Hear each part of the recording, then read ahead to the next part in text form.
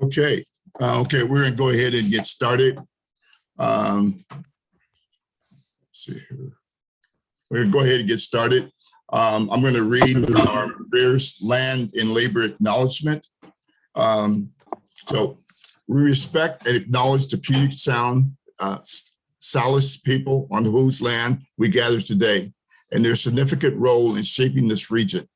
We respect and acknowledge the enslaved Africans who provided exploited labor on which this country was built, as well as the labor of other people who, while not enslaved, were exploited and whose labor also contributed to the building of America.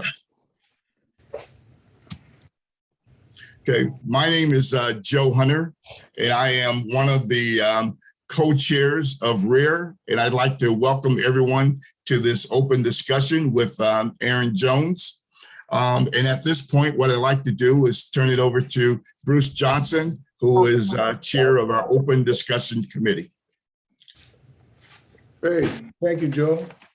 Once again, good evening and welcome to another RARE open discussion session tonight with our special guest, educator, author, and activist, Ms. Erin Jones. I'd like to take a quick moment to thank our RARE team and Ms. Jones' assistant, Ty Shadlow, for the communication led up to this evening's session. And thank you to Naja Brown, my predecessor as open discussion chair, for agreeing to be our moderator tonight. And thank you, Robin, for monitoring the chat. So Ms. Jones brings to any conversation and any gathering a unique personal history that has afforded her several engrossing experiences and multifaceted perspectives that are also unique. Over the last several years, she has wooed audiences with stories and insights gained from her interesting life here in the States and abroad. She's a renowned educator and has taught in schools in different socioeconomic with different socioeconomic populations across the country. She has won multiple awards, including the prestigious Milken Educator Award given nationally to young educators who have shown impressive achievements and shown a promise for the future. In 2013, she was recognized for her work in education at the White House. She has worked in the state's superintendent office and in administrations in the Federal Way and Tacoma school districts, focusing on equity issues and in closing the so-called achievement gap, which Erin rightfully states in her books are actually opportunity gaps. In 2016, she became the first African-American woman to seek statewide office, coming within 1 percentage point of becoming our state superintendent of public instruction. Erin was born in 1971, the year many of us graduated from Roosevelt. And as Joe Hunter pointed out in our documentary, not much has changed in regard to racial equity in all that time. And in the past couple of years, the vitriol around the issue of equity and other social issues has hit toxic levels, which is precisely why every member of Congress and every member of all state legislatures across the country should read Bridges to Heal Us, Stories and Strategies for Racial Healing by Erin Jones, which was published last July. If they would read it, they would see words and themes such as gratitude, humility, humanity, community, communication, and understanding, ideals that our country and the world can certainly embrace during these times. So, as a fellow teacher and parent, it's my honor to introduce Ms. Erin Jones. Erin, it's great to have you here. Thanks for coming.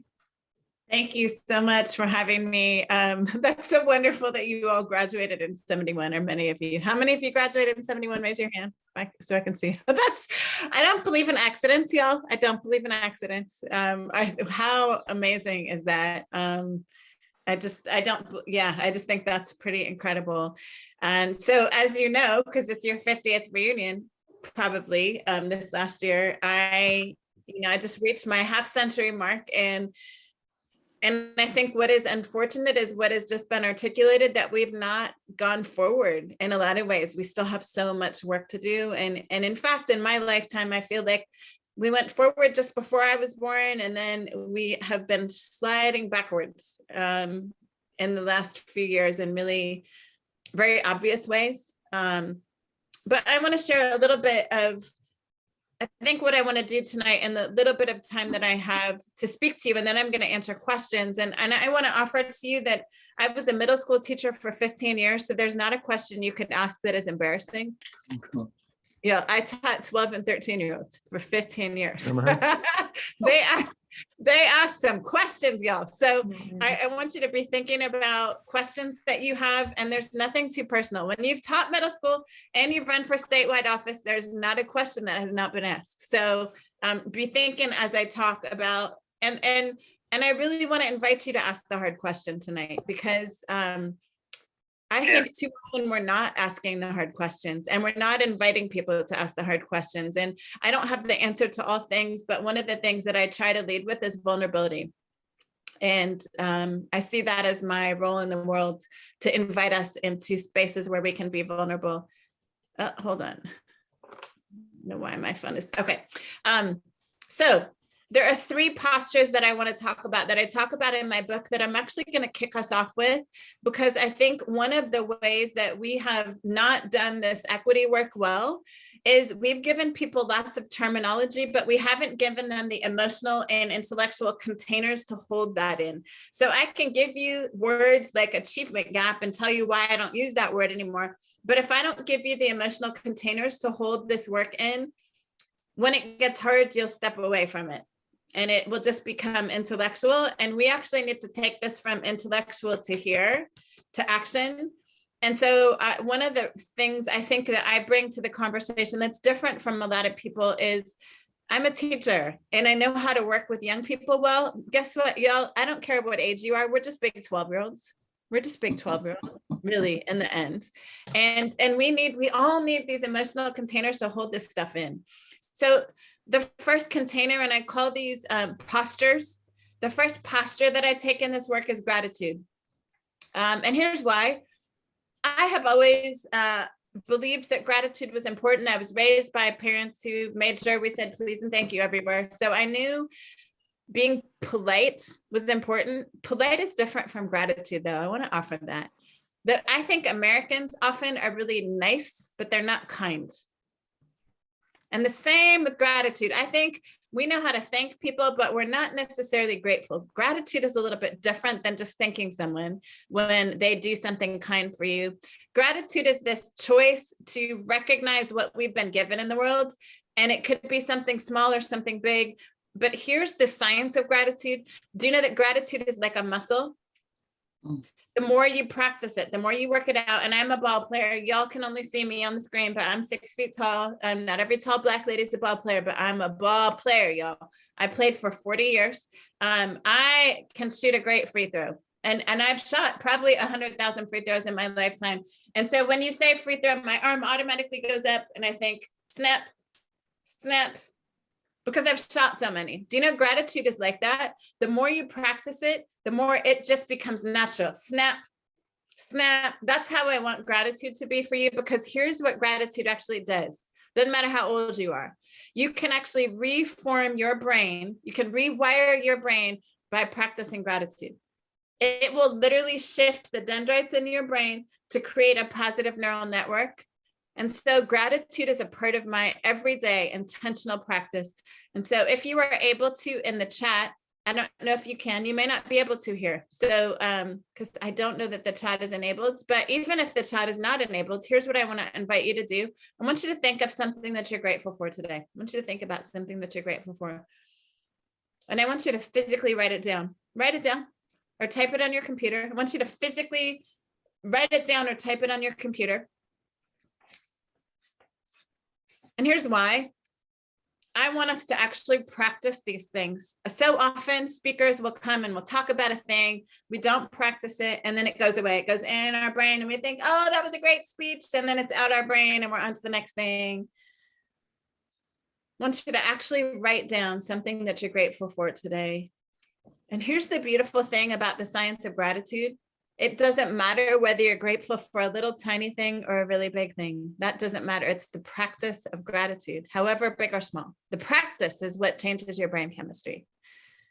So my gratitude today is that I have been able to talk to every age level today. So I worked with high school students this morning, then middle school students. I did online assemblies for an entire school district. So imagine having every high school, not a district as large as Seattle, but a fairly large district. I spoke to every high school all at one time on Zoom. There were a lot of faces on that screen. And then I got to work with early childhood staff workers. And then I got to work with middle school students. And then I just led my class, which is everything. My youngest student today is 17 to an 82-year-old retired educator. And then I get to be with you all. I've gotten to do it all today. And so my gratitude is I love where I am right now. I am so glad I lost my election. I am so glad I lost my election. I'd be running schools in a pandemic right now, which is not fun. Chris Reichdahl is not having fun at all. I'm having fun every day. It's not easy every day, but I get to do the work that I absolutely love. And today is a great example of that. And I had a kid draw a picture of me today. The principal called me afterwards, high school principal, and said, "Oh my gosh, Erin, I'm gonna send you this thing via email, but you had a kid that drew a picture while they were watching you, and I'm kind of blown away by it." And so that's my gratitude today, that I get to do what I absolutely love every day. So gratitude, I want to invite you to think about how could you practice this with your grandbabies? How could you, if you have grandchildren or you're in a book club or you're with family, how could you begin to practice gratitude with intention every day? I want to invite you to do that.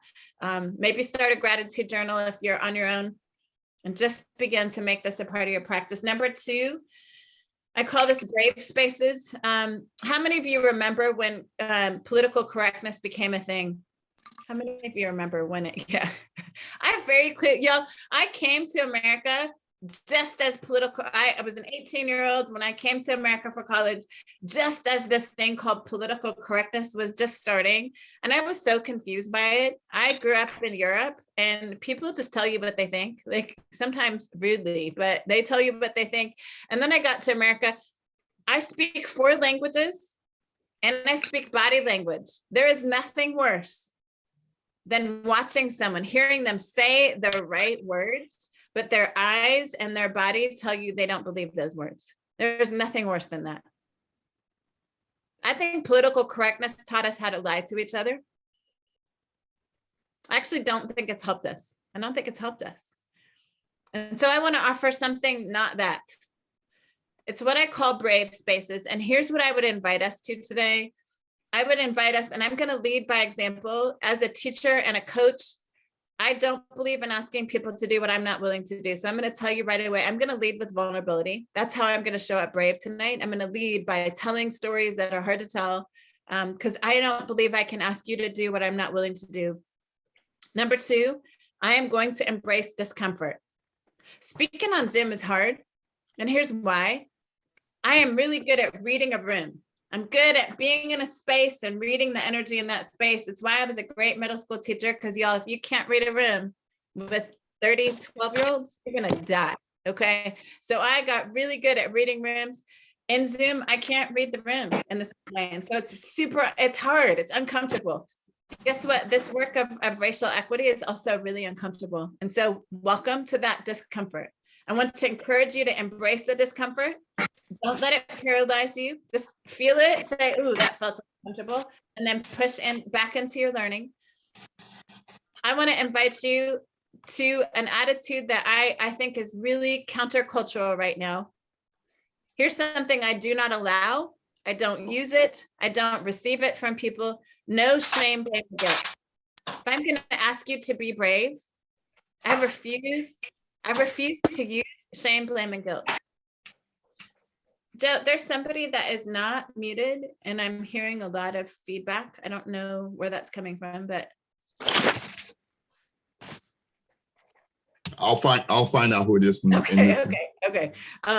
Anyway, I want to encourage us, no shame, blame, or guilt. And I just want to use a teaching example. I told you I taught 12 and 13-year-olds. How many of you have been around 12 and 13-year-olds before? Okay. They do dumb stuff, y'all. They do. Their brains and their bodies are not connected yet. Their bodies are changing in ways that don't make sense. They do dumb stuff all the time. And if I were to tell little John in my classroom, you are so dumb, do you think little John would listen to me anymore? He's done. He is done listening. He's not going to listen to me in class anymore. Y'all, we are no different than John. No adult wants to be called stupid in front of a group of people. And yet we are doing that all the time. We're doing it on social media. We're doing it in person. We call people out. Y'all have seen this where people take a screenshot of something dumb somebody said, and then they repost it everywhere. And, oh, look at this dumb person. I can't believe that. I want to offer that just like little John, that actually doesn't work to change people's attitudes and beliefs. So I want to offer today that if we're going to be brave, we can't shame, blame, and guilt people. It's just not useful. May feel good in the moment. It doesn't change people's attitudes. In fact, what I have found is people will just dig in their heels. So they'll say what you want, but they will dig in their heels and they are not changing their attitude. Other thing I want to offer about being brave, it also requires that you be willing to say you're sorry when you mess up. You are going to make mistakes in conversations about race. You're going to. I make mistakes, and this is the work that I do for a living. And so I want to offer, when you make a mistake, 3 words. I am sorry. Not, if my words offended you, I apologize. That's not an apology. It's not an apology. Not, girl, you're taking me too seriously. I was just joking. It's not an apology. When you make a mistake, own it and apologize, and then show grace for yourself. So I have had to work at this really hard in the last 30 years. As a basketball player, if I missed a shot and we lost the game by 1 or 2 points, I would beat myself up for days over that. I would go back and replay the shot in my head. Like if I had just made that 1 free throw, if I had just made that layup, if I had just, guess what, y'all? You can't go back and retake that shot, but you can practice taking a better shot for the next time. It's the same in your conversations. Don't replay that conversation you had with your spouse or your neighbor in your head and say, oh, I suck. I should have. No, think about how, when this happens again, here's how I'm going to show up differently. Then last thing I want to offer in terms of brave spaces, and this one is the most hard. It's been the most hard for me in the last 2 years. I'll just offer that. In the last 2 years, this has been the hardest. Let's get curious about people whose life experiences, their voting patterns, their beliefs are really different from ours. I'm going to say that again. Let's get curious about people who vote differently from us. They believe different things. They look different. They sound different. Because here's the deal. Curiosity is the bridge across which we could possibly build a connection. If you are not curious, it's like tossing dynamite on that bridge. If we choose to paint everyone who votes as a Republican in a particular way, and we don't get curious about them as individuals, we have blown up the bridge that could possibly connect us. If we paint every Muslim, if we paint every Jehovah's Witness, and I said, this has been the hardest one for me, okay? So I'm just gonna own, it's hard to do. And I would offer, if we're gonna get to healing, we have to get curious about people. Doesn't mean we have to agree with them, but we have to get curious. Man, how did you come to believe that thing? You just posted something on social media. Explain to me what that means to you and what you were hoping to accomplish. And be authentic about that. Don't say it like, I'm curious about it, but you're not really curious. You're not really curious. You're faking. People can feel that fake curiosity. Don't do that. Don't ask any questions if you can't be authentically curious. So posture number 1, gratitude. Posture number 2, create a brave space, be brave. Posture number 3 is something called grounding in. And we're actually going to practice this for 20 seconds. We're going to do a really quick grounding practice. There are lots of different practices, but I want to use this one today. Just 20 seconds. How many of you say and do dumb things when you're tired or hungry? Okay. Yeah, most human beings do. And part of it is because when we're really tired or really hungry, we're not getting enough oxygen to our brains. And so our brains are not able to function at full capacity. And so we say and do dumb things. That's science. Okay. And so I want to offer that the next time you feel yourself getting anxious, or you know you're headed into a hard conversation, I want to invite you to do this practice. And this is just, there are many activities you could do, but this one I like because it's simple. You can do it anywhere. If you have anything in your hands, put it down. If you're sitting, sit up as straight as you're able to. Get your chest cavity as open as possible. If you can get your feet planted on the floor, plant your feet as solidly on the floor as you're able to. I like to imagine that our feet are connecting us all across wherever you all live, that we're connected across King County to Thurston County to wherever you happen to live, that we're connected in the work. If you're able to close your eyes, just to eliminate distractions, close your eyes. If you don't feel comfortable doing that, find a spot on the wall and just focus on that spot on the wall. We're going to take just 20 seconds to focus on, I want you to listen to and feel the breath in and out of your body. I want you to listen to it and feel it in and out of your body. I'll cue us by saying, take a deep breath in, blow it out. And then I want you to just listen. I'm going to count to 20 in my head. I want you to just listen to the breath in and out of your body. Get rid of all the thoughts in your head. As the thought comes in, cast it out. 20 seconds. We're just going to have silence. I want you to just listen to and feel the air as it goes in and out of your body. Take a deep breath in. Blow it out.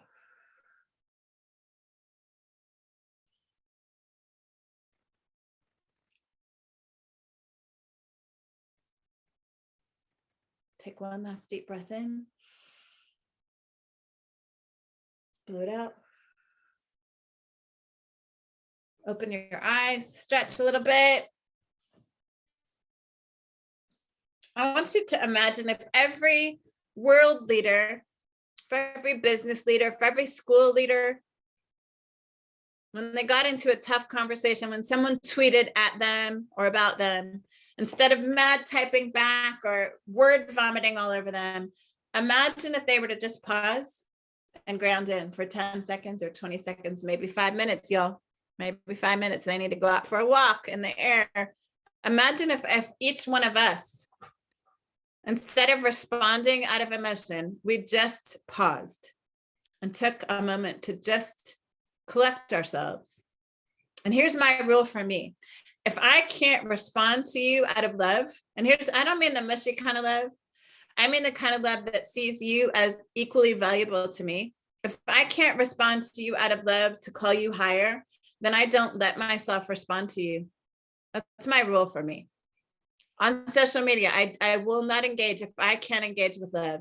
If my role is to engage and just let you know how stupid you are, I don't let myself engage anymore because it's not useful. It doesn't add anything helpful to the conversation. So I pause and breathe. And it may mean that I have to come back to you tomorrow and check you on that thing.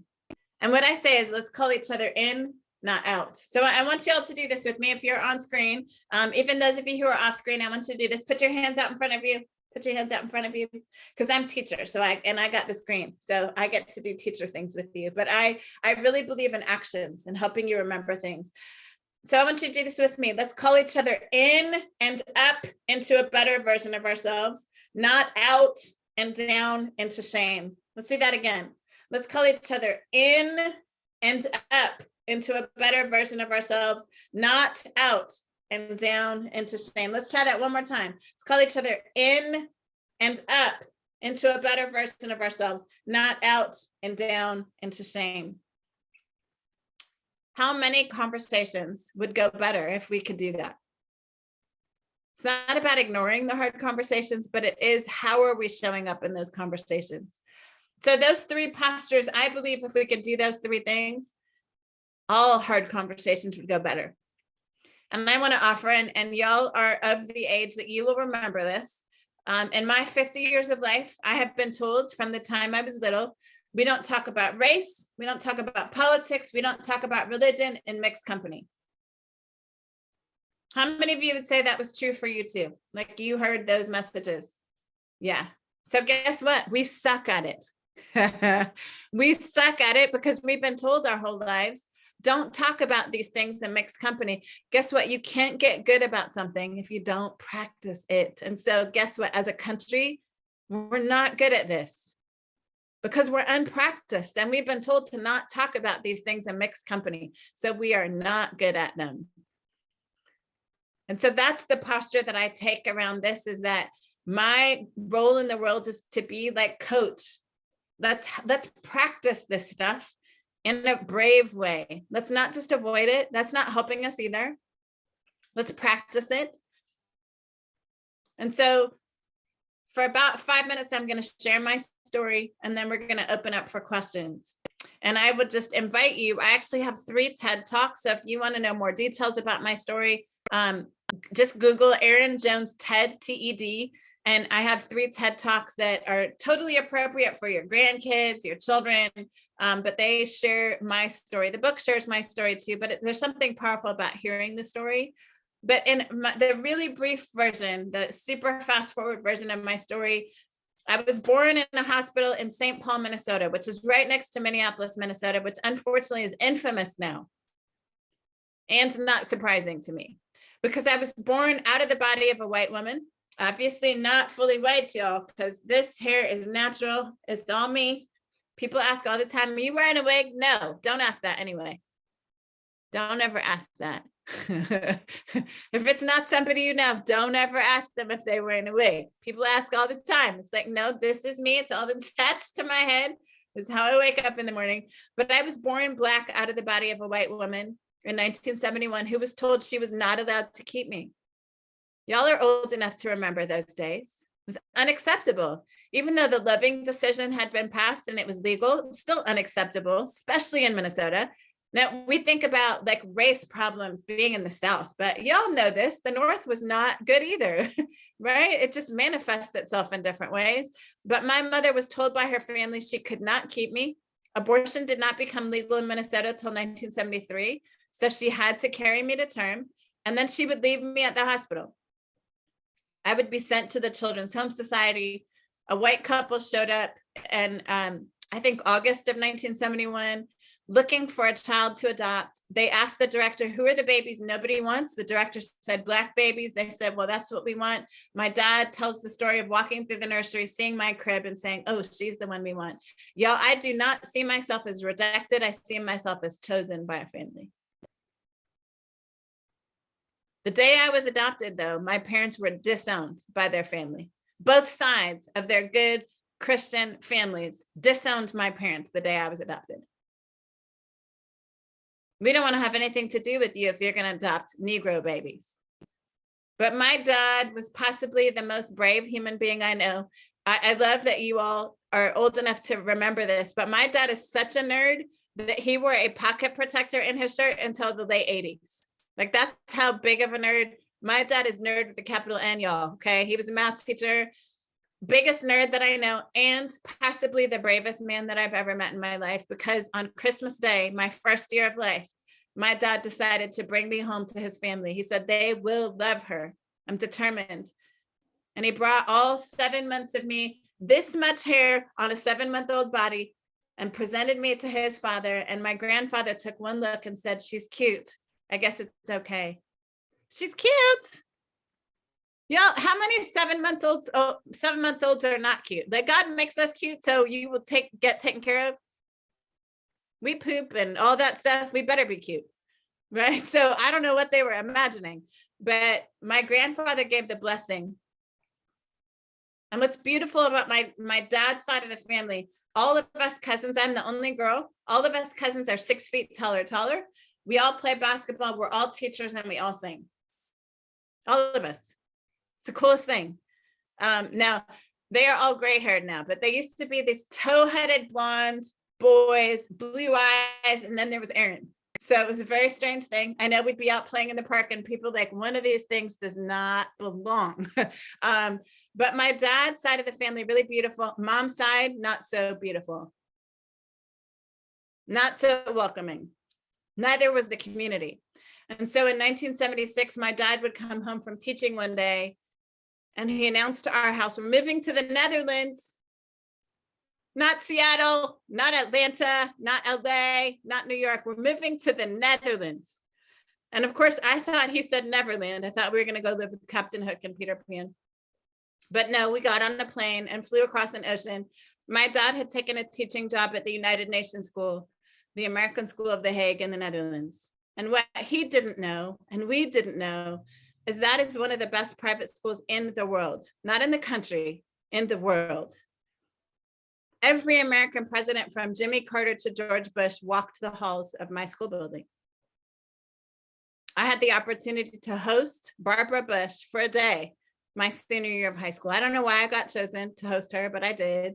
I would get to meet my first president's wife in 4th grade. At 9 years old, I got to spend a day singing with John Denver and meeting with Mrs. Sadat, the president of Egypt's wife. So if you remember in 1980, Egypt was in the middle of a civil war. And in fact, Mr. Sadat, Anwar Sadat, would be assassinated later that year.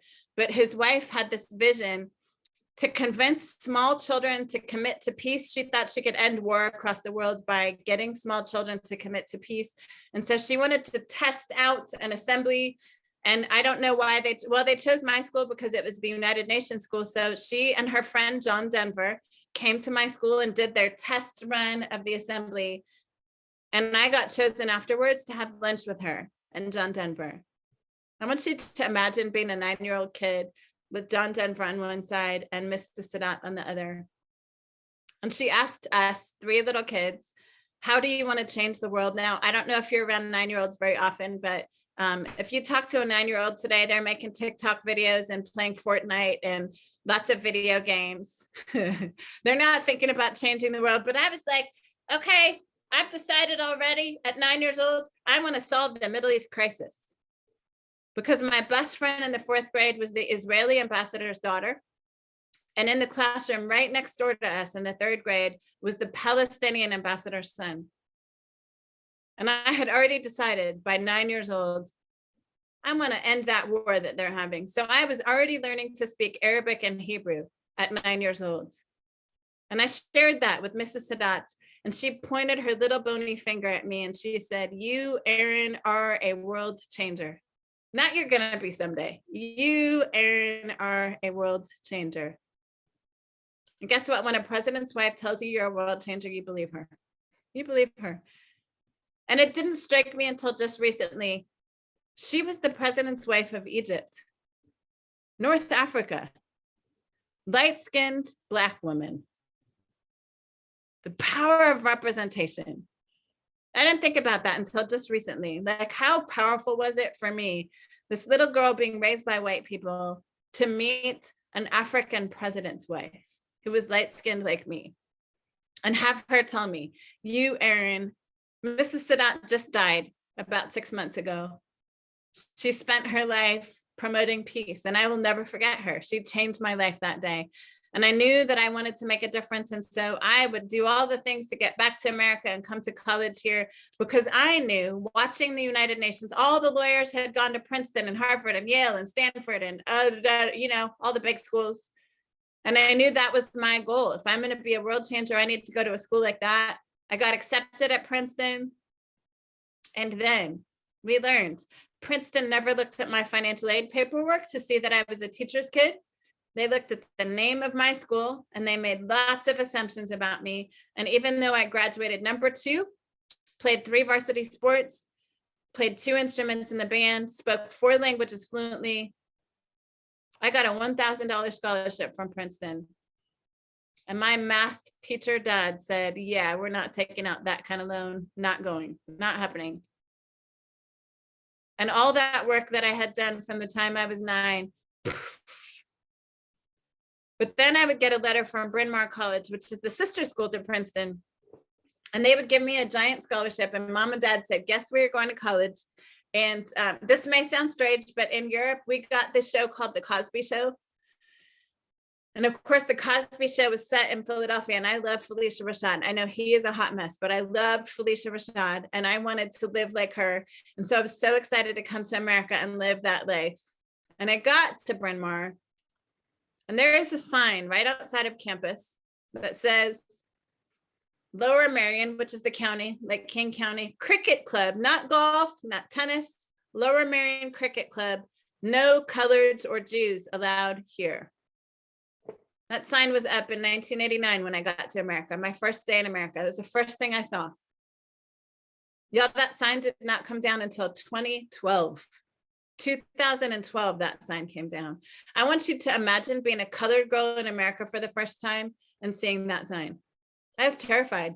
And I was not about to get on the next plane and go home either.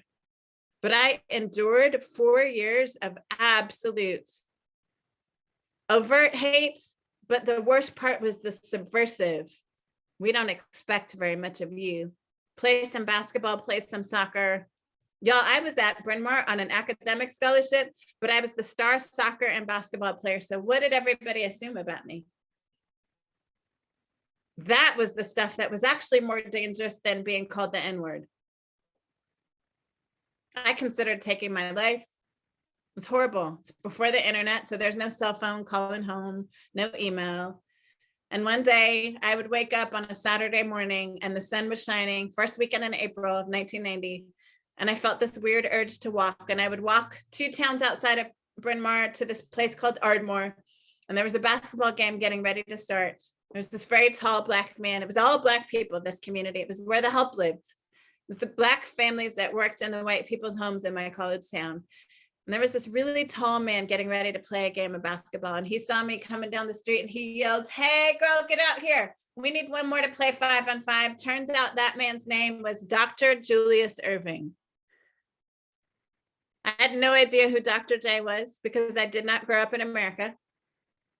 But I would get to play with Dr. J all day and his sons, his 2 older sons that day. And when he left in his car, I asked these 3 boys sitting on the sidelines, "Who's that J guy? He's a pretty good basketball player." And they looked at me like I had 3 heads. Like, how do you not know who this J man is? And so I grew up in the Netherlands. And they said, "Where's the Netherlands? What?" And I said, "Where are you going to high school that you don't know what the Netherlands is?" And all 3 boys said, "We stopped going to school a long time ago." And I said, "How are you not going to school? I thought by law you had to go to school." And they said, "Nobody has ever come looking for us. Nobody cares." And that was the moment of my greatest revelation. I realized in that moment, my parents had been changing the world every day as teachers. I just had never seen it until that moment. And I remember I ran all the way back to my college. You had to call an operator to call Europe at the time. So I called the operator and she called Europe, and I woke my parents up in the middle of the night and I'm crying. And I said, "Mom and Dad, I realized for the first time today that you've been changing the world every day. And I just didn't realize it. Thank you for being my biggest champion. Thank you for teaching the world. And I'm not coming home.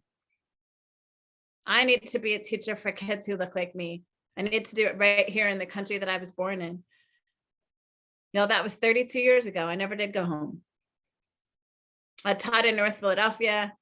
I taught in South Bend, Indiana. I taught in Columbus, Ohio. I taught in Tacoma. I taught in Spokane. I worked for the state superintendent and then for Federal Way and Tacoma again. I don't regret 1 second. And y'all, we have so much work to do. We have so much work to do. So I think I'm going to end my story there. There's so much more, but I think I'm going to end there and just remind us, you know, first of all, I don't come to this work from some academic place. I didn't go to the university and get a master's degree in racial reconciliation. I have 50 years of lived experience as a teacher, as the wife of, y'all know, my husband's brother, Jesse Jones, Cairo News. That's my husband's brother. So my husband is the larger, younger brother. So people are like, "Jesse's so big." I'm like, "You have not seen his brother." My husband is bigger than Jesse. But both of them are these incredible football players who also are very academic. And so they are walking disruptions of narratives too. Both of them got football scholarships, left Washington State. Both tried to buy homes in the Midwest and were told, "We don't sell to your kind." And both returned here to Tacoma or to Washington State to raise families. And so my husband today is a high school teacher and a head football coach. He was a pastor in a predominantly white evangelical church, which folded because of the last 2 years. Last 2 years have been incredibly painful for us, people that we knew for the last 26 years in this state, became something that we did not recognize. We're saying things on social media about Black people, about George Floyd's murder, about Black Lives Matter that just blew our minds. And really, I wrote this book in response to the pain of watching people I thought I knew show their true colors when it came to talking about race. And I hope that my story will heal people.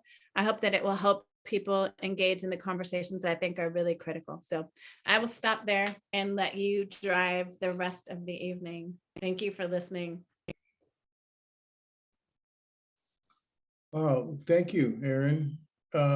Yeah, the part about Julius Erving was really, really great. It was your revelation, one thing I wanted to tell the board about and our guests is that one thing that when you talk to these kids, they said they don't look for us, but a couple of them said they didn't expect to live to be more than 21, so it didn't really matter. And, it was heart-wrenching. So, good for you. I'd like to bring in Naja, who's going to take the questions. And she is my mentor in everything administrative. And so Naja, it's all yours. Thank you. Thank you. Thank you. Erin, good to see you. Really good to see you. I know your presence in a room, so Zoom doesn't do the service that your physical presence exudes. So thank you. But I know you, so that's good. Well, and I just want to thank you. We're off to a good start. Your personal story is amazing, and what you were doing in terms of tackling, the courageous conversation and leading. I love the fact that you lead with vulnerability and that you're willing to embrace that discomfort. I think that's huge, and that's a big start. So with that, let me say to the listening audience that we encourage you to send your questions to Robin Lang. Robin, just wave your hand. But in the chat, she is entitled Send Questions and/or Comments. And so we're expecting questions from the audience, and then we have some questions that have been prepared that we'll ask also. So it's a Q&A. We have about 40 minutes maybe. And Erin, this is brave. You didn't see any of these questions. So this is it, huh? I feel like I'm running for office again. Yes. And I know you're well prepared. So what I'd like to do, though, is ask you one personal question.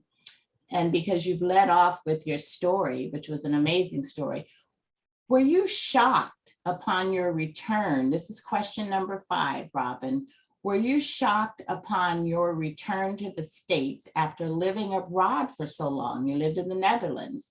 And if so, what was most concerning?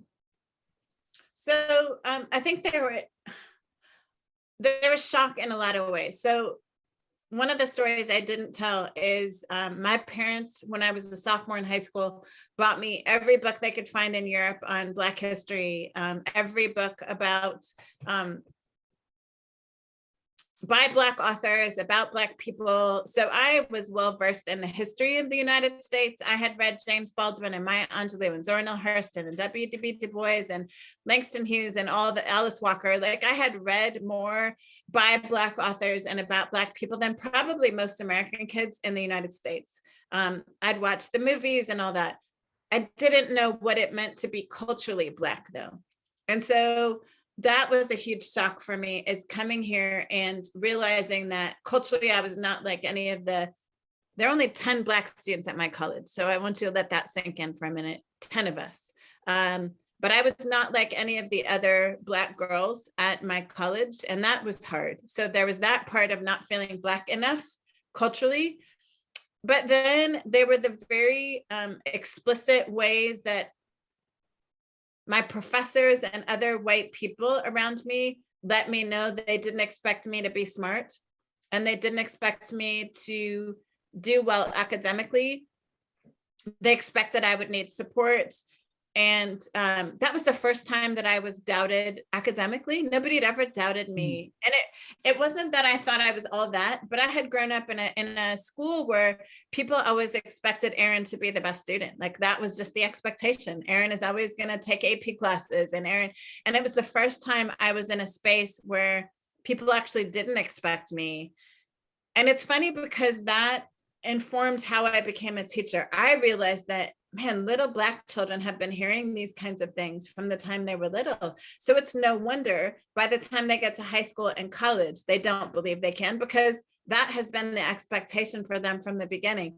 I didn't grow up with that. So even though I felt it as a college student, I grew up believing I could do anything I put my mind to. And so that also shaped how I became a teacher later, as I realized I have to overcome so much of what has already happened for these students, so many of the narratives that have already been perpetuated in these young people. I have to overcome those and overcompensate for.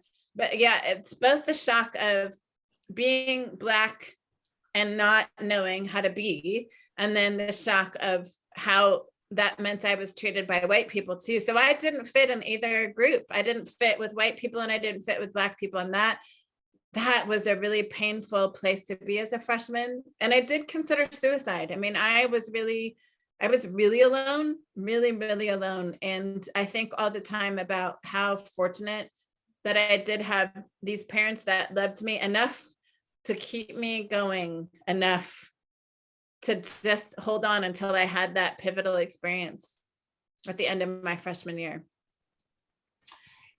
Great, great. So the next question has to do with, we're going to start getting into the whole topic, I guess, or the discussion about racial equity. And you got a chance to learn about RARE, Roosevelt Alumni for Racial Equity. It's kind of a rare name, right? It's really fun. I just want to just share with you the mission, and then I'm going to ask the question. So RARE's mission is to advocate for racial equity by contributing to a deeper understanding of racism and racial equity, to heal the racial divide and to enhance equitable outcomes for all people.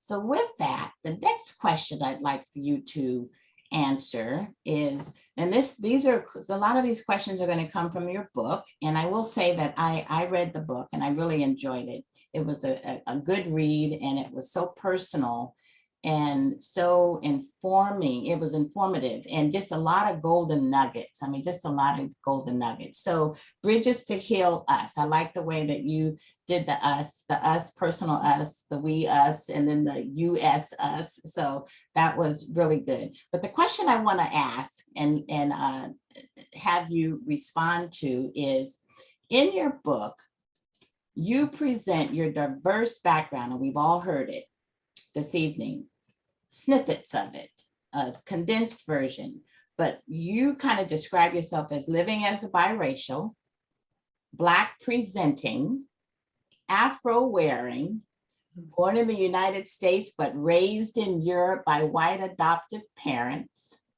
Bryn Mawr College graduate, wife to Black man, mother to 3 Black young adult children, and 30-year veteran K through 12 educator, and Jesus girl. And you kind of talked about all of this. But with that sort of background, it speaks volumes on how you are able and how you can navigate through life and being able to relate to many people, your lived experiences. So is there a time when one or more experiences supersede others in life, especially as it relates to racial equity? Yeah, oh gosh, that's a great question. Context matters. So let me explain why I say Jesus girl now, because this has everything to do with racial equity. I've been calling myself a Jesus girl now for probably at least 5 years, because I watched white evangelical Christians take over what Christian meant in a way that just didn't make sense to me. Like, man, we're reading the same Bible. and going to the same church, but y'all are saying stuff that does not match. And so I stopped calling myself a Christian. I started thinking about that 5 years ago, but I really clearly articulated it about 3 years ago. And then in the last 2 years, for sure, I've just said, I'm a Jesus girl. Like, I just can't be caught up in, and just for those of you that have not traveled the world, the United States is one of the only places where if you are Christian, you are expected to vote as a Republican. There, if you go to Canada, there are people who are pro-life and pro-choice from Christian and non-Christian backgrounds. So there's not a way that you would just assume that if somebody is liberal, they're going to be pro-choice. They may be pro-life in Canada. Same with my country. You can't know, like, there are not these markers for this is, but in the United States, there's a way that Christian leaders have really clearly communicated, this is how we vote. This is what we believe about race. This is what we believe about Black Lives Matter. This is what we believe about these list of things that I was like, I just don't even understand that. And in the white evangelical church where my husband was pastor, and in fact, when we got here 26 years ago for him to be the youth pastor, the church was 98% white.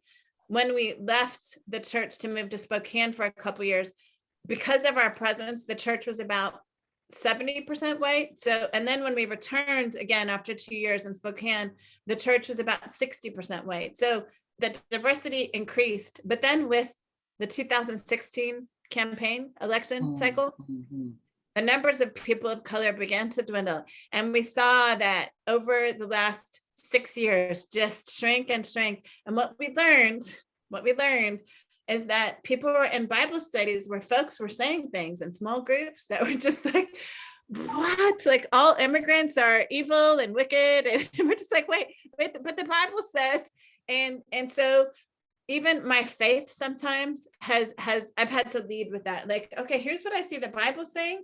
What y'all are saying doesn't match what and so that my faith is really important to me.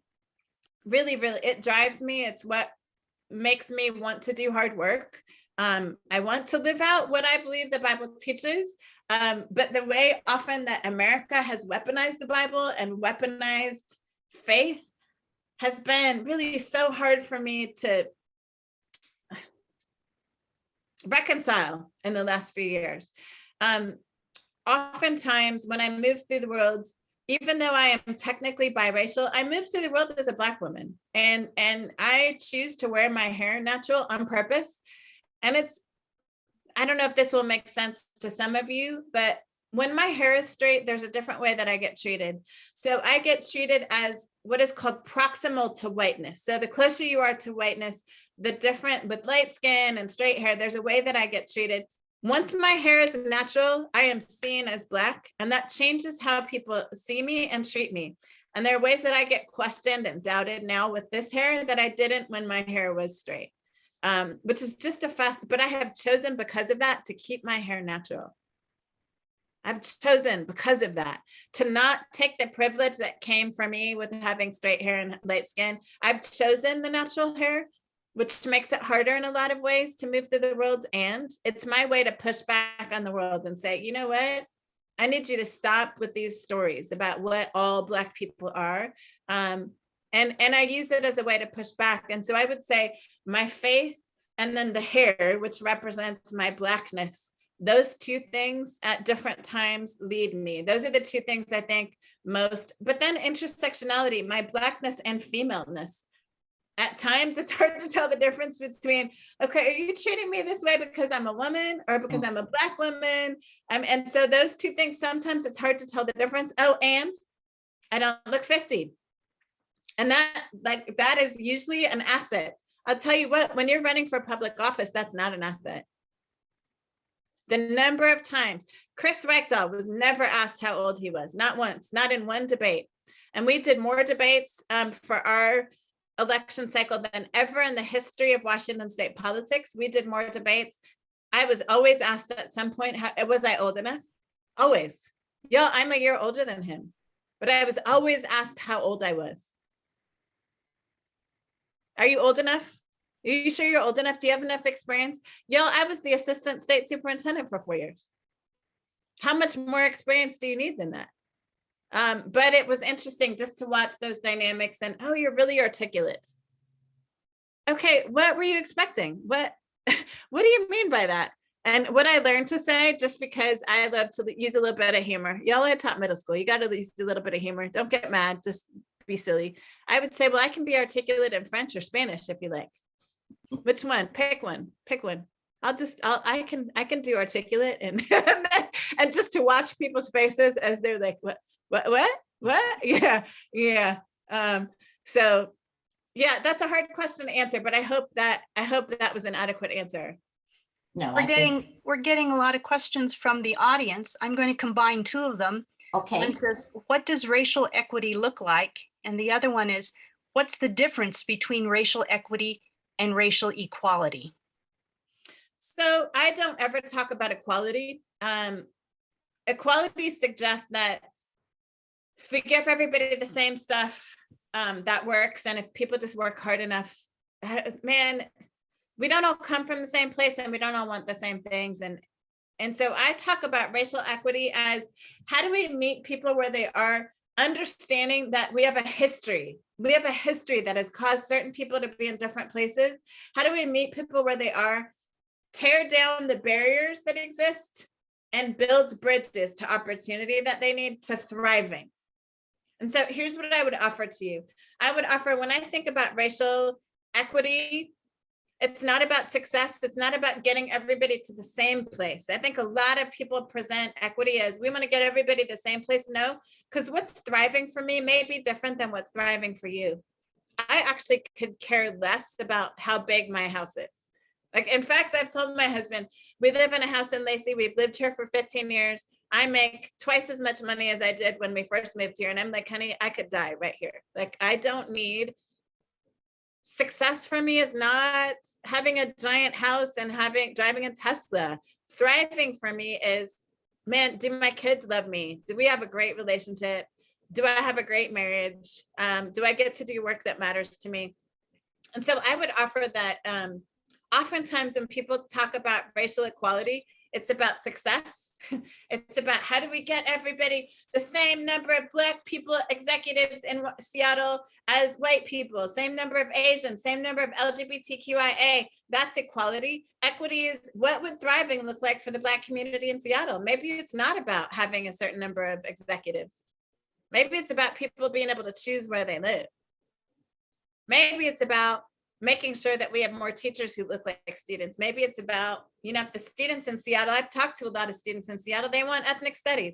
Maybe racial equity is making sure that children see themselves in their textbooks. Maybe we don't all want the same thing. And I think racial equality is about making the assumption that Black people and white people and Asian people and Hispanic all want the same thing. And I would argue that we don't all want the same thing. And so I would challenge that. For me, racial equity is about getting people to thriving and allowing each community and each individual within a community to determine what does thriving look like for me, and how could systems support me to get there, and how could systems tear down the barriers to my getting to that thriving. Okay, I've forgotten the second question you asked now. Oh, you covered it. Okay. But I have another one. Okay, go ahead. How do you go from making personal connections to systemic change? So, okay, that's such a great question. And I'm just going to use an example from my time at the state superintendent's office. So because I was of 12 people on the state superintendent's cabinet, I was one of 5 who had ever taught before. I want you to think about this. Out of 12 people on our state superintendent of schools cabinet, only 5 had ever taught before in schools. So that means 7 had never taught before. And of the 5 who had ever taught before, I was the only one who had taught in the last 20 years. Once you think about that, so you have people making decisions about education who have not been in a classroom in 20 years. So what happened is I would be the one that they would send to Capitol Hill to advocate, because they knew I understood the context of public school right now. They knew that I understood that. And so I would end up on Capitol Hill all the time. I got to meet all of the senators and House of Representatives folks, all of the staff doing education work. I got to meet them all. here's what I will tell you. None of them had children in our public schools. None of them had children in our public schools. All of them, at the time that I was working there for 4 years, all of them were old enough that none of their children were in school anymore. And almost all of them, if they had children in schools at one point, their children had gone to the best schools in our state. So guess what? They were making policy based on experiences they had zero idea about. So what's the connection between personal connection and personal story and systems? I believe that all of our state leaders, all of our local leaders have got to have personal connection with people who are the most minoritized. Notice I don't say minorities. Minoritized is something that happens to you. It's not something you are. Our state leaders, our local leaders have got to have personal connection to people who live in minoritized identities, who live in marginalized spaces, to hear from them what are the decisions that are best for them, because we have leaders with really good intention. I'm going to offer most leaders have good intention. 80% of them have good intention. 20% don't have good intention. They're all about politics. 80% of them have really good intention, make really horrible decisions, not because they're mean or bad, because they have zero relationship with the people who are going to be most negatively impacted by those decisions. So I see it as my mission in the world to connect local and state leaders to people in the trenches who will be most negatively impacted by their decisions. I think we've got to have students, we have to have community members informing policy. And that's both at the local level and the state level. And so that's how I believe it's the reason that I ran for office, to make all these connections and to now be able to say to the State Board of Education, hey, I need you to come listen to this classroom on Zoom. Do you know the State Board of Education, the executive director came to my virtual classroom for 9 weeks in a row, 2 hours every Wednesday night for 9 weeks in a row. And my students got to help rewrite the new graduation requirements. That's what should be happening. It should be that the people who are most impacted, who don't have a voice, should be informing those decisions. And that's all about personal connection. So I think without that, we're not going to change systems, actually. So this kind of segues into the next audience question. RARE's main goal is to promote racial equity. What can a group of old alums do to promote racial equity at the high school we graduated from, which by some reports has not made much progress in terms of racial equity in the last 50 years? I think there are ways you need to be using your voices to make sure that students who are not being heard are heard. I think you need to be showing up at school board meetings. You need to be writing letters. If you can't physically show up, I need you all to be writing letters to the school board that can be put into evidence. I think you need to be writing to your senators and your representatives. I did that. There was a bill that just came out, was heard in the House Education Committee. Sharon Tomiko Santos decided intentionally not to send it on, and she informed us all that she wasn't going to send it on, but it still was the anti-critical race theory bill that has been passed in many states around our country. And I wrote a letter. You all could do that. You could write letters to your state legislators to let them know, man, this is not okay for students. So I need you to use your voices. You may be senior, but that doesn't mean your voices don't matter. Folks need to hear from you. Your school board needs to hear from you. And even if you can't personally go to school board meetings, show up online, show up virtually, in the chat, send letters. We need that. And I've done a lot of work with the Seattle School Board. So I know they need to be hearing from community. They're not hearing from enough community who cares about this stuff. And so they need your voices, and your high school needs to hear, they need to get letters from you too, that, man, we've been talking about this stuff for 50 years. This should be changed at this point. And you need to just be that tap, tap, tap, tap, tap, tap of water. Just annoy them enough, because there are other people being thorns in their side for other reasons that are not as good. You need to be a thorn in their side to serve students. Most teachers see their students through the white middle class norms, which often leads to conflict in the classroom with a diverse racial mix. How can teachers better take into account different norms? They need to know different norms. And this goes back to something Naja said in her first question. A lot of people look at me and they assume, oh, of course you're good with Black students. You're Black. Y'all, I could not have grown up more white middle class than I did. Could not. It's not possible. Like my parents are the ultimate middle class white Americans. I went to the American school with all white people. I had to choose to learn different cultural norms. I had to choose that as a Black presenting person. I had to choose. So when white teachers tell me it's easier for you, I'm like, oh, no, it's not. I made a choice. So white teachers who really care have got to make a choice to immerse themselves in cultures that are different from their own. So what are the cultures at Roosevelt High School? Are you going to those restaurants? This is a strategy that when I train teachers, I tell them, have you visited every restaurant in the community where you teach? Restaurants are a great way to observe culture. In a restaurant, you'll see how parents engage with their children. You'll see noise levels. Do you know noise is cultural? White middle class people hate loud noises.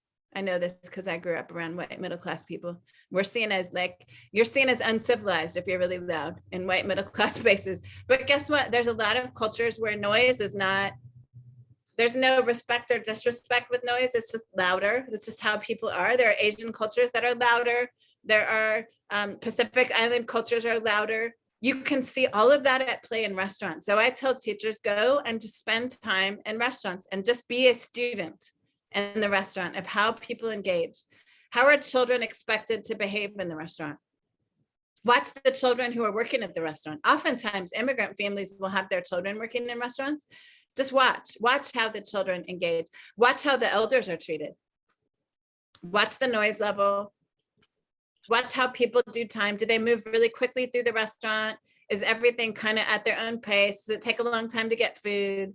Those are all cultural norms. And if we would take the time to just immerse ourselves, which I did. So I tell white teachers, that is not an excuse that your skin is white. You have to make a choice. I made a choice to get to know the Black community that I taught in. So I played basketball in the Black community. I went to church in the Black community. I learned. And then I moved to Washington State, and my students in Tacoma were not all Black. So I immersed myself in the Mexican community that was on the east side of Tacoma. I had to learn that community too.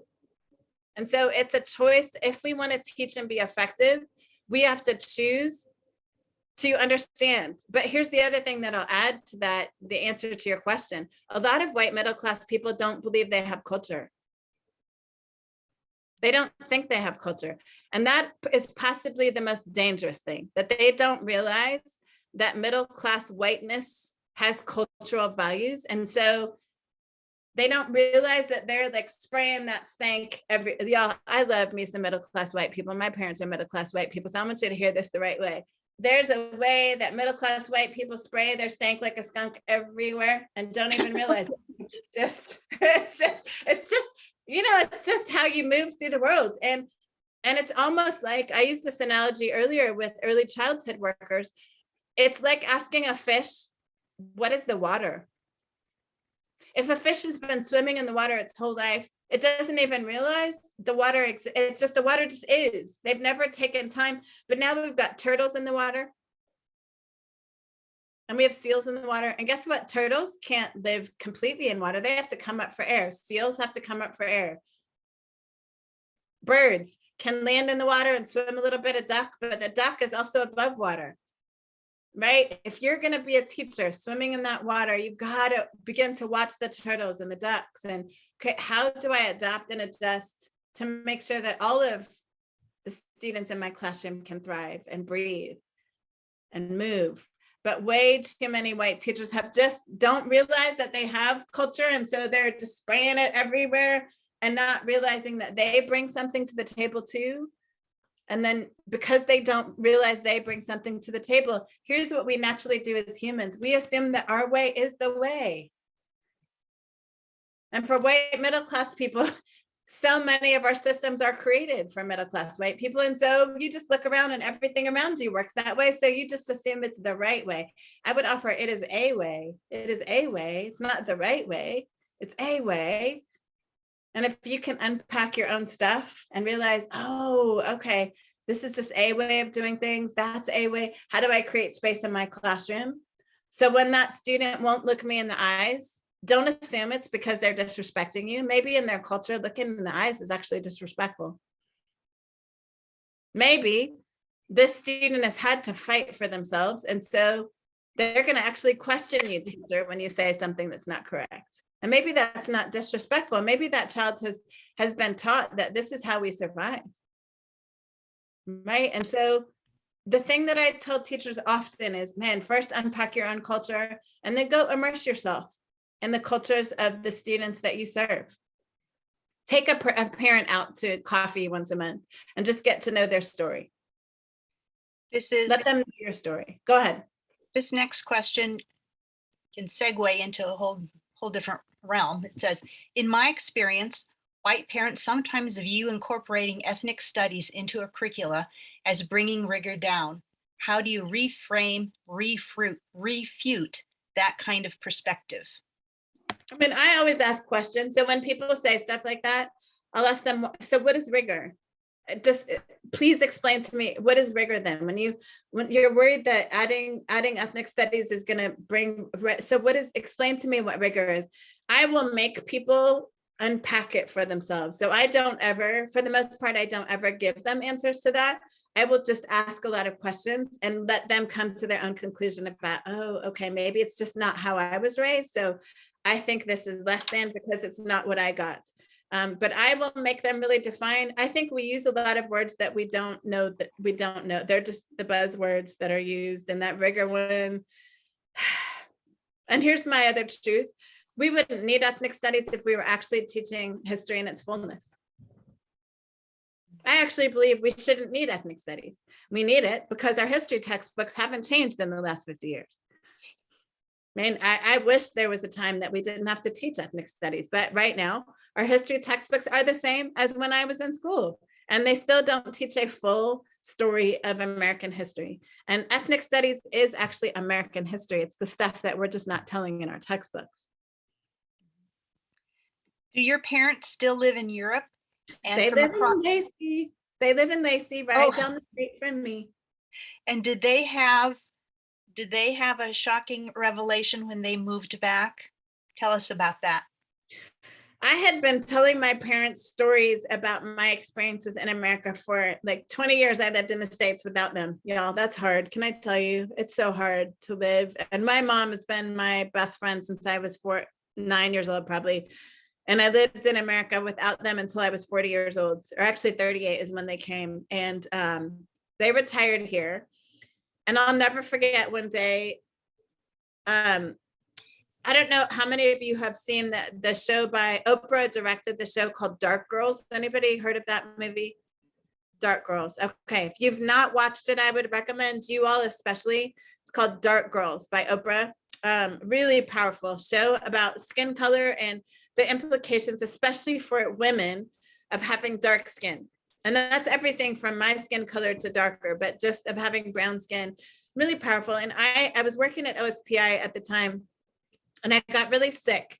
And I don't get sick very often, but my mom, being my mom, was like, honey, we should just take care of you for a couple of days. Come stay with us and we'll just like be mom and dad. And I was like, okay. So I go over and sleep on their couch and sleep in the guest bedroom. And I'm sleeping on the couch and I wake up and my mom's like, this movie just came out and it's on Netflix called Dark Girls. I think we should watch it. And my dad hates girly movies. He hates them. He like wants to watch people fighting each other. Anyway, he does not like that kind of movie, but he was sitting there reading a book and get to the end of the movie. And I look to my dad to ask him what he thought, and there are tears streaming down. And my dad is not a crier. Y'all know your generation. Men are not supposed to cry. And my dad is like, tears are streaming down his face. And here's what he said to me, honey, I don't know if we did the right thing in adopting you. I don't know how you're still alive and you haven't killed yourself, because I watched this movie. And he just paused, and then he got up and went to his bedroom and closed the door and just couldn't talk anymore. My parents, it's been really painful for them to watch how America talks about Black people, how America treats Black people. My dad insisted on being my driver when I ran for office. So if I ever had to drive to Eastern Washington, he wanted to be the white guy driving the Black lady. And here's what we learned. My mom always came with him. Here's what we learned really quickly. If my white mother would go into the hotel to get our room. We always got a good room. If I went in first, we always got the worst room they had left. And so what we learned is Dad would drive us up to the door. Mom would get out. She would go get her room. I told y'all I like humor. I like messing with people. Y'all, you have to, or else you'll cry. I would go in afterwards and I would say, "Hey, Mom," really loud in the lobby. "Hey, Mom, where are we staying tonight?" And you'd watch the people at the desk like, "What?" And then she would turn around and say, "Well, daughter, we're staying in." And you'd watch the two people and we'd get up to the room and just giggle so hard. But we had to learn to just be silly about it because otherwise it was so painful. There was a time right near the end of the campaign where I had a big interview to do in Yakima, and my son was at Central Washington University, my oldest son. And I did my big event. I think Chris and I were being interviewed together. And then we decided to drive back through Ellensburg to stop and see our son. And we were going to stop and see him at a little like pancake house in Ellensburg. And my son played rugby at Central, and he enjoyed it. He enjoyed it a lot, partly just because of the rugby team was so awesome. But we got there a little bit early. And I walk in, I'm in a suit because I've just done an interview. My parents are both casual. I'm in a suit. And so my dad and mom stand at the hostess counter and they check in. And I said to my dad, "Hey, I'm going to go. I need to go use the restroom." When I come back out from the restroom, I don't see my parents in the main restaurant area, but they have a back room at the back and it's got windows, but it's a back room. And I see my dad standing in the back room. The lights are not on. So he's in the back room without lights on. And I go back there and my mom's sitting down at a table. And I was like, "Dad, what are y'all doing back here?" He said, "This is where they sent us. And I'm feeling a certain kind of way about it." He said, "Erin, I can't explain it." I said, "Dad, I know exactly what but I'm tired. I've been speaking all day. Just sit down, Dad. This is not the time to fight." And he's pacing and he wants to be savior dad. I can tell, I can feel it. And I'm like, "Dad, just sit down." White people, here's something I want to offer to you. If we don't want to fight, don't fight on our behalf. If we are not ready to fight, because we will always suffer the consequences. There's nothing worse than a white person being more mad about my circumstances than I am, and going out and fighting on my behalf in front of me. And then I have to bear the brunt of that later. So please don't ever do that. That may feel like a good thing to do. Fight if I ask you to, but if I'm too tired and I just ask you to please just sit down and know that that's what I need in that moment. And so I said to my dad, "Dad, just sit down. Just sit down. Dad, I know you want to fight right now, but this is not the time." And I said, "But I'm going to go ask if they can at least turn the lights on back here." So I go and find the manager and I said, "Hey, ma'am, I don't know what's happening. I don't know why we're in the back and I don't know why the lights are not on. Oh, sorry. We have a new server that's just come on this afternoon and I'll make sure the lights are on, but we'll be seating people back there with you momentarily." 10 minutes go by. My son finally shows up with his best friend who happens to be a white boy. And my son is looking around and he's like, "Mom, why are we back in the back?" And I said, "Buddy, you already know, but we're just going to eat right now. Okay. I'm not trying to fight." And he's rolling his eyes and he's wanting to say something. And his friend says, "Wait, is this because y'all are Black?" He said, "How come everybody's," and his friend had never experienced that before. And we had this really powerful conversation over dinner. And I mean, this was just in 2016. It was in 2016. Do you know they never sat anybody else back there? So exactly what we expected was exactly what was to be true. They were putting us back away from everyone. And that stuff has been really painful for my parents to watch. It's so hard for them to watch. And it has caused them to pay attention and get engaged in this work in ways that they couldn't have imagined 20 years ago. So my mom is the first one, when she finds an article or a podcast, she's like, Erin, here's a great article to share at your next training. So she is my research assistant. I didn't ask for one, but she's my self-appointed research assistant right now.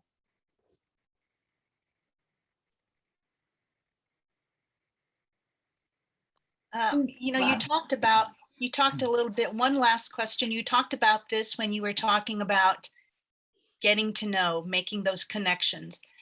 And so this is sort of the same kind of connection, but it says, you talk about how you create a safe space in your classroom for all students by having them engage in creating the norms. Does this work for a group of 60-plus-year-olds? Any suggestions about how we begin? So I think you begin, I didn't have time for this in the beginning, but if I were doing training with you, I would start out by asking you, what do you need to be your best and bravest self? And I would offer things like vulnerability and discomfort. But then I would ask you to talk about what would you need to be your best and bravest self? And you all have a conversation about that. Here's the thing, brave for you is going to look different at different times. And I'll just give you an example. Sometimes brave for me is being the only Black woman in a room of state leaders and knowing that I need to just step in and own the space just like anybody else in the room. Other times it's my saying, no, I'm not answering for the whole Black community. Being brave is saying, I am laying boundaries here. And so I would invite you as a group to think about, I actually don't talk about norms because norms goes back to what we have normalized is middle-class white behaviors. And so I don't even like the idea of what's normal, which is norms is short for what's normal. I invite you as a group to think about what are your community agreements that will lead to you being your bravest selves and having conversations about that on a regular basis. What does it mean for me to show up today brave? Today, brave may be that I talk more. Today, brave may be that I need to shut up and listen more. But I think making that a part of your meetings where you just talk about how are we going to agree as a community to show up bravely today? I think it works with any age. And I do work with older groups and I work with younger groups. I work with people of all ages from 4 to 84. I think we don't have enough conversations about what does brave look like, sound like, feel like. And so I would invite you to have those conversations on a regular basis. Thank you. Naja? Yes, ma'am. Any other questions in the chat? Nope, I think we answered them. Okay, thank you, Robin. But you like the way I said we? Yes, thank you. And Erin, thank you for your answers and your presentation. It's just been a delight to have you speak to us. And just to be able to hear how you have mastered in some ways, just being who you are. Just being who you are, being able to show up authentically and be intentional with the choices that you make and the changes that you'd like to see, being a part of the solution and not complaining about the problem. So thank you. Thank you. And then do you want to put a plug in for your book? I'll leave that up to you. And then I'm going to turn it back over to Bruce. I've got a copy right here. And I want you to sign it one day. I'm going to track you down. I'm going to track you down. Okay. And here's what I would offer too. I actually have a free study guide that I send out. So if there are people that want to do a book club, I actually, because I'm a nerdy teacher, I created a study guide with questions that I give away for free. So if you're interested in that, you can reach out through one of the leaders here to me, and I would be willing to give that to you for free. I think I want to close by reading the poem that is on the epigraph of my book, which is on the opening page of the book. And it is called Bridges to Heal Us is the book. I have a brand new TED Talk, Spokane TEDx, that is Bridges to Heal Us, that is literally the first 3 strategies that I talked about tonight. The gratitude, brave space is grounded. I would encourage you to listen to that talk. It's my favorite TED Talk. TED Talks are hard, y'all. There's like a ticker that's going down in front of you. And you only have so many minutes. Oh, it's so hard, so hard. But I love my most recent TED Talk. So if you're looking for some inspiration, I would encourage you to watch the TED Talk. But I want to close by reading a poem that's on the front of my book. It's called Sisterhood, but I hope even those of you who are brothers will hear yourself in this too. I want to be the me I did not have as a girl. I want you to love your hair and your skin and your curves and your height or lack thereof. I want you to know you are smart enough and pretty enough and strong enough. I want you to know it's okay to not fit in, because the girls who say they do are really just pretending. I want to be the me I didn't have as a young adult. I want you to know you don't need a man. I want you to know you don't have to know where you will be 20 years from now. I want you to know mistakes are part of the journey. I want to be the me I didn't have as an executive. I want you to know your voice matters. I want you to know you belong there. I want you to embrace opportunities to learn from other great women. I want to be the me I didn't have as a politician. I want you to know you can be your full self, even if they say it will lose you your election.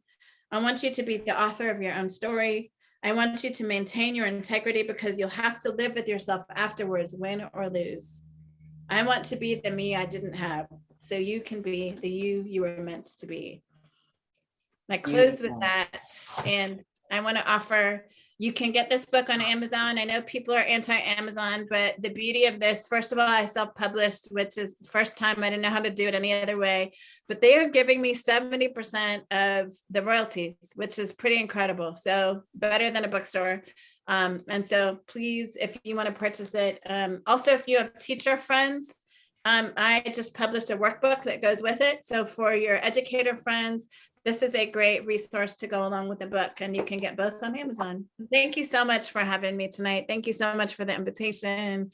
Yeah, I appreciate this time. Let's unmute ourselves and clap so she can hear us. Thank you. Thank you. Thank you. Yes. Thank you. Excellent. Thank you. Lots of educators in the house and former educators. And so this was great. Very great. Okay, Bruce, I'm going to turn it back over to you. Yeah, okay. Thank you, Naja. And thank you, Robin, for the monitoring the questions. And Erin, it was just a delightful evening. Am I muted? No, I'm good.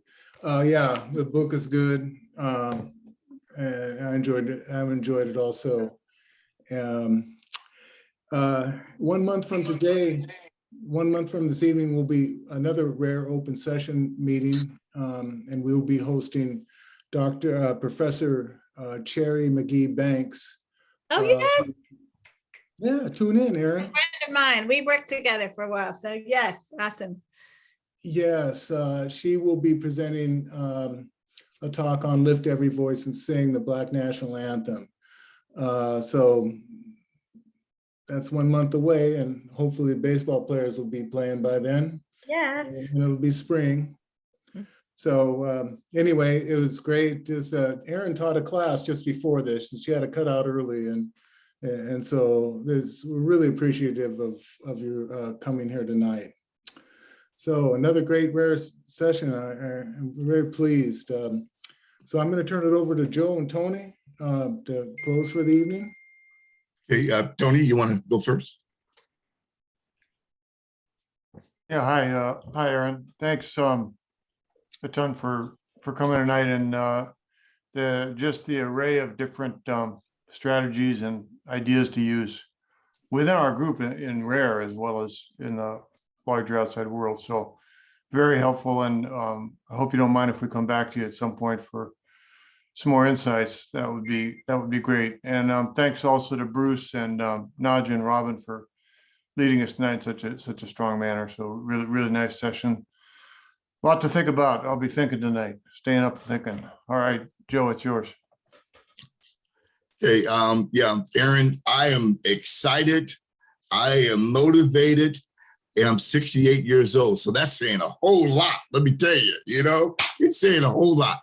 But, I just, so many different parts of your story just got me excited, and parts of it that I could relate to. And I just kept thinking about my grandson, my heart and soul, who is biracial. And, and listening to your story and what have you. And I just, you're great. You're wonderful. I mean, you really are. And like everyone has said, thank you for taking time and participating in this rare open discussion. It's absolutely beautiful. For everyone else, we talk about racial equity, and we talk about things haven't changed in 50 years, and we talk about the different things that are wrong or whatever. But what we've got to do something. In order to do something, we have a more powerful voice and force when we work together and we talk together. and we work on these things. And so we invite you to go to, if you haven't already, go to our website, rhsracialequity.org, and find out more about RARE. If you need to find out more, find out ways that you can support RARE, whether you just want to participate in the open discussions or become a member of the committees or board or whatever, but this feeling that we have based on Erin's presentation, this guy's all excited right now. We've got to turn that energy into something that will make a change. Okay. And this change is not just for people of color, it's a change for everyone. Okay. That's how we really impact changes, when everyone is changed and everyone understands the need for the change. So, Erin, I wish I was younger. I'd challenge you to a free throw contest or something, but I know I'd lose now, so I'm not going to challenge you, but thank you again. Thank you so much. How many of you have biracial family members? How many of you have biracial family? Yeah, I figured there were a lot of you. So I want to leave you with the thought, because I didn't say this before, but I think it's really important. First of all, do you know that Washington State, Pierce County in particular, and South King County has the most biracial children of any county in America because of Joint Base Lewis McChord. So it was one of the only military bases that you could be sent to as a Black man married to a Vietnamese, Korean, or white wife. So we have a history in the Pierce County, South King County region of having more biracial children than anywhere else in the country. But here's what I want to offer to those of you who, especially who have grandchildren that are struggling. It is hard to be biracial. It's really hard. You're never enough of one thing. You're too much of another. And so I want to leave you with this thought that I hope will encourage you, that you could share. I will never be Black enough for some people. I'll be too Black for others. I'm never going to be white enough for some. I'll be too white for others. I will be too Christian for some people and not Christian enough. I will always be Erin enough. I will always be Erin enough. Wow. And so I want you all to hear that for all of your children and grandchildren who are struggling with identity. And I want to offer that applies to gender. It applies to so many things, but I will always be Erin enough. And I wish it hadn't taken me till in my 40s to realize that. But I think we want to fit people neatly into a box, and none of us are ever going to fit neatly into a box, but our biracial children really struggle with that. And so if you can tell them, hey, here's something I heard Erin Jones say, it really helps. Okay. One last word, Erin. Hopefully at some point you'll decide to run for office again. We need you. We need you, Erin. We need your insight. We need what you bring to the table. So I know it's a personal choice, but hey, you got one supporter here in any way that I can help. So, all right. I appreciate that. Thank you. Thank you. Thank you. Okay, everyone. Thank you for participating.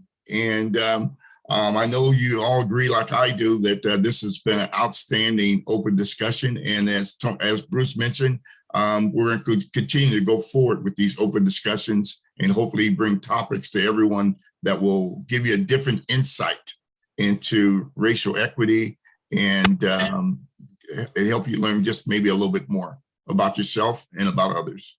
Okay, have a nice evening.